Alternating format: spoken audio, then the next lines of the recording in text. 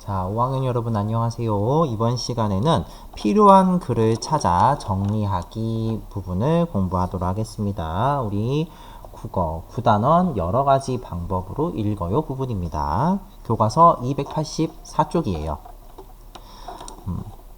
특히 이 부분은 여러분들 실제로 숙제할 때, 과제할 때, 이게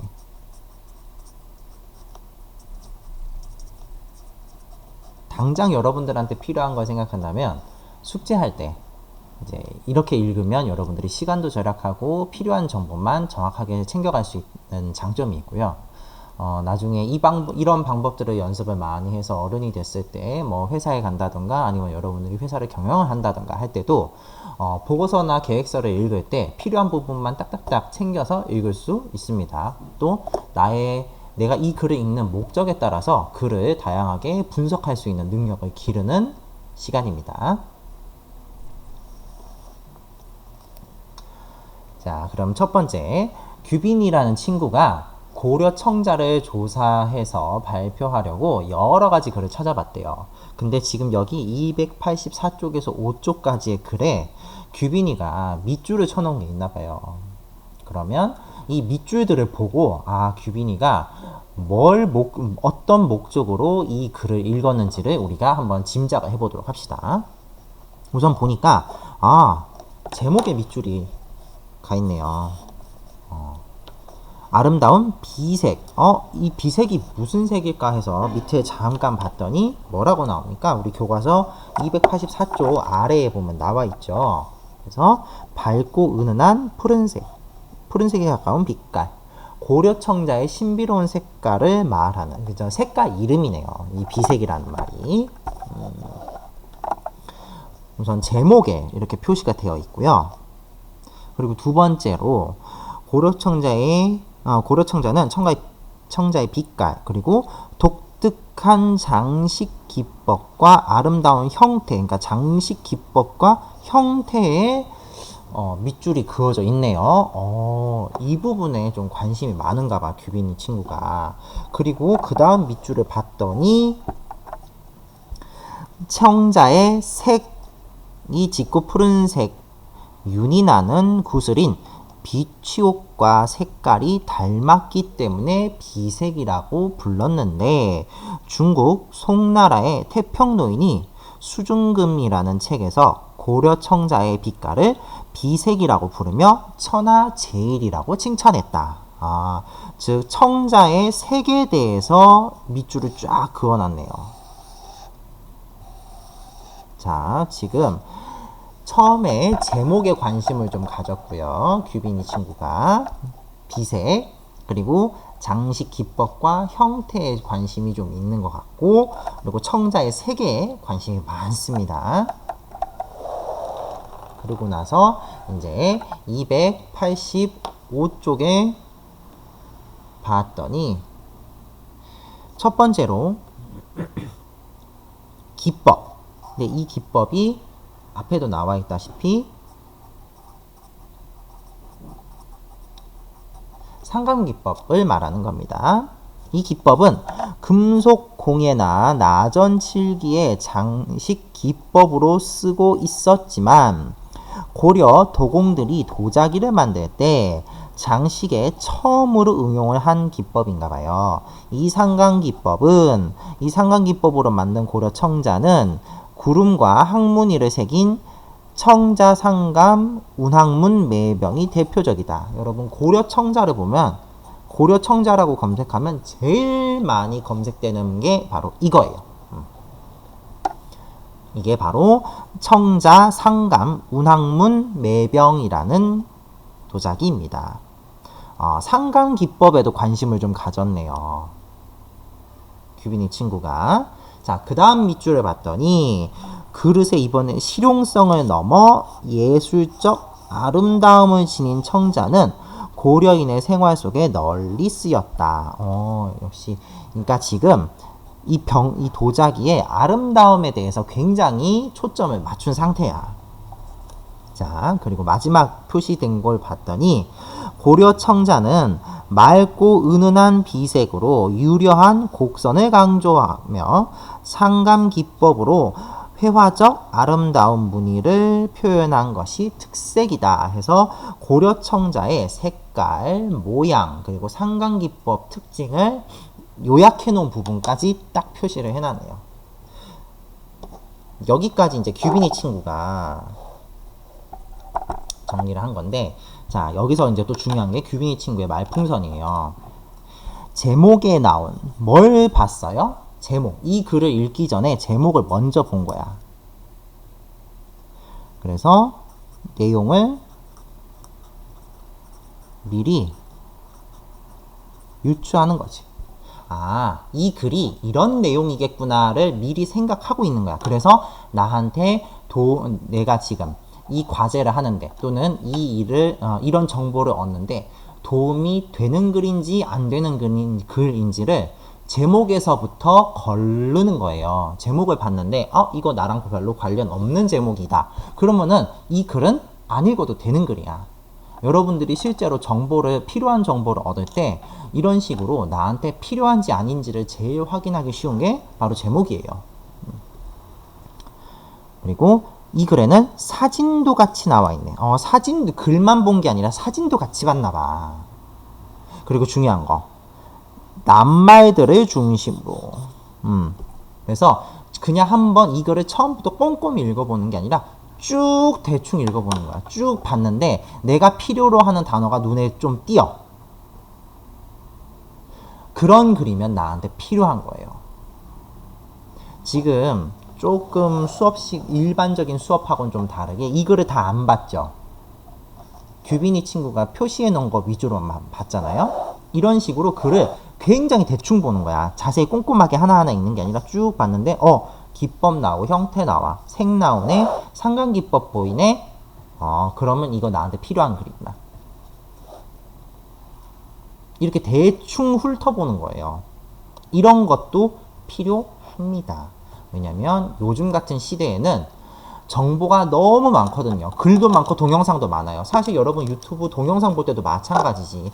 제목을 봤을 때 나한테 필요한지 아닌지를, 필요한 영상인지 아닌지를 보는 가장 손쉬운 방법이 그렇죠. 제목을 보는 거죠. 이 영상의 제목을 보는 거죠. 마찬가지예요. 글도 마찬가지입니다. 제목을 보고 또 이 글에 사진이 있는데 이 사진이 나한테 필요한 사진인지, 그리고 낱말들 중심으로 쭉 봤는데 나한테 필요한 정보가 있는지, 그런 낱말들이 있는지를 보는 겁니다. 그래서 옆으로 넘어가게 되면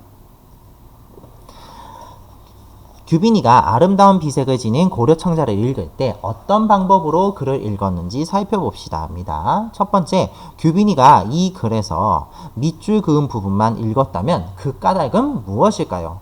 근데 이미 규빈이의 목적이 나와 있었어요. 뭐라고? 규빈이가 이렇게 얘기했거든. 고려청자를 조사해서 발표할 자료를 찾고 있었거든.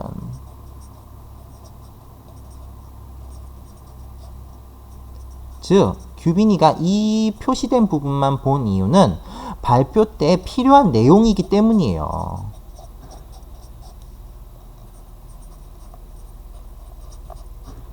규빈이의 목적이 굉장히 명확했거든요. 나는 발표 때 고려청자에 대해서 조사를 할 건데 쭉 읽어보니까 그때 필요한 내용들이야. 그래서 이런 부분만 본 거예요.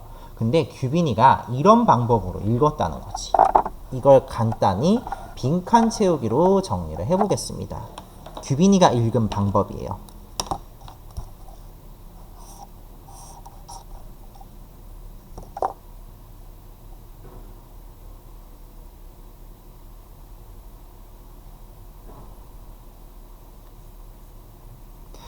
보시면은 사진, 제목, 중요한 낱말 이렇게 나와 있는데 규빈이가 제일 먼저 봤던 게 뭡니까? 이 글에서 제일 먼저 본 거. 그렇죠. 제목입니다. 여러분들도 사실 글을 볼 때 제목 안 보고 글 안 보잖아요. 제목을 제일 먼저 보죠. 이런 글인가 봐. 예상도 해보고요. 규빈이도 마찬가지였습니다. 근데 규빈이가 글 전체 다 읽었냐? 아니에요. 나 지금 필요한 것만 보고 있어요. 필요한 것만. 그래서 뭐? 그 필요한 낱말이 바로 여기서는 중요한 낱말로 표현이 되어 있네요. 필요한 내용이 있는지 찾아본 거고요. 아까 규빈이가 제목만 본 게 아니라 뭐도 같이 봤대요. 네, 사진도 같이 봤대요. 이렇게 읽는 방법을 우리가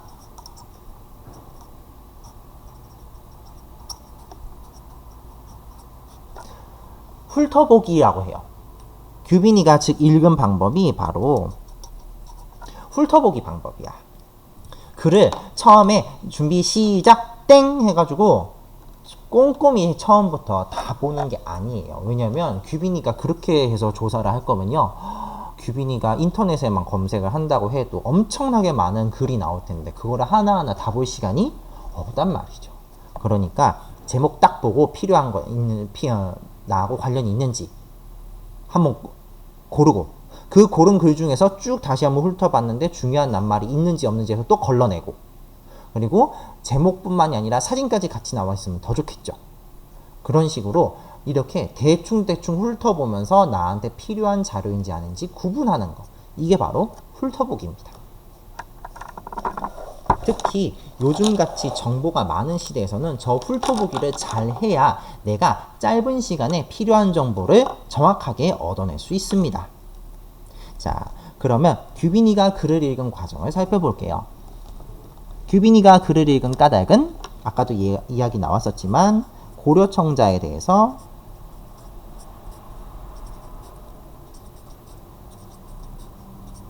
조사 후 발표하기 위해서죠.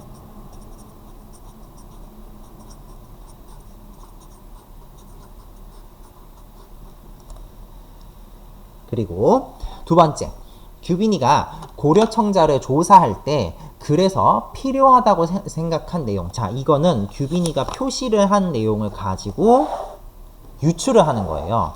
지금 보아하니까 처음에 규빈이가 이야기했던 게 색이었어요. 근데 그 중에서도 비색에 대해서 얘기를 좀 했었어요. 그리고 또 하나, 독특한 형태에 대해서 이야기를 했어요. 곡선. 어디 나왔었어? 여기. 유려한 곡선. 그리고 제일 중요한 거, 상감기법. 이런 거 위주로 표시를 해놨잖아요. 이 표시를 해놓은 거 보아하니 규빈이는 이런 것들을 조사해서 발표할 생각이었구나 라는 걸 알 수가 있습니다.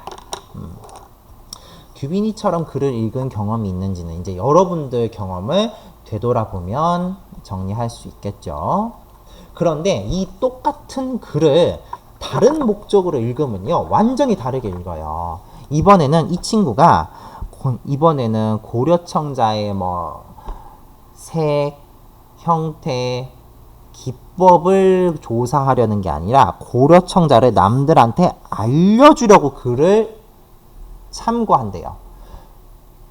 그러면 아마 찾아보는 내용이 달라질 거예요. 그러면 아마 여러분들이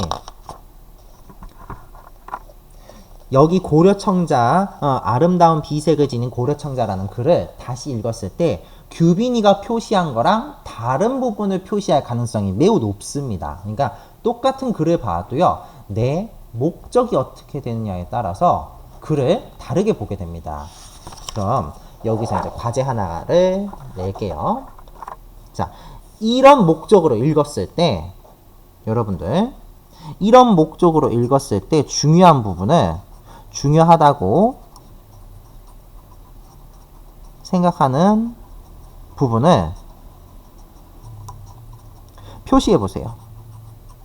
이게 이번 수업 시간 끝난 후 국어 과제입니다. 여러분들이 직접 고려청자를 알리는 글을 쓰려고 할 때 이 글을 참고할 거라고 가정하고, 그렇다면 나한테 필요한 내용이 무엇인지 쭉 훑어서 표시를 해보세요. 표시는 간단하죠. 다만 이 글을 진짜 읽어야 표시가 가능할 겁니다. 그래서 이번 시간에는 필요한 글을 찾아 정리하는 첫 번째 시간인데요. 이게 우리 교과서가 구성이 잘 되어 있는 게 지금 규빈이란 친구가 이 글을 읽었잖아요. 다음 시간에는 지환이란 친구가 똑같은 글을 볼 텐데 완전히 다르게 볼 거예요.